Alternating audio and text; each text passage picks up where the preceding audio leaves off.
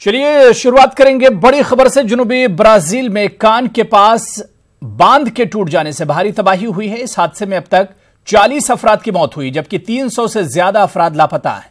बांध टूट जाने से पूरे इलाके में कीचड़ जमा हो गया है। हेलीकॉप्टर की मदद से लोगों को महफूज मकामात तक पहुंचाया जा रहा है।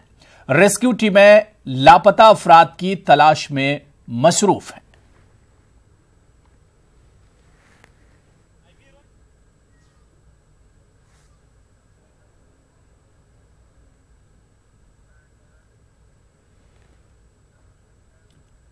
जनूबी फिलिपाइन के एक रोमन कैथोलिक के बाहर आज 2 बम ब्लास्ट हुए, जिसमें 19 अफराद हलाक हो गए और तकरीबन 48 अफराद जख्मी हुए हैं। सिक्योरिटी अफसरान के मुताबिक यह धमाका जोलो कैथेड्रल के अंदर हुआ है। आपको बता दें कि जोलो जजीरे पर काफी दिनों से अबू सैफ मिलिटेंट ग्रुप की मौजूदगी है, जिसकी वजह से वहां बम ब्लास्ट होते रहे हैं। वाज़ेह है कि फिलिपाइन और अमेरिका ने इस तंजीम को ब्लैकलिस्ट में रखा है। हालांकि अभी तक किसी ने भी इस हमले की जिम्मेदारी कबूल नहीं की है।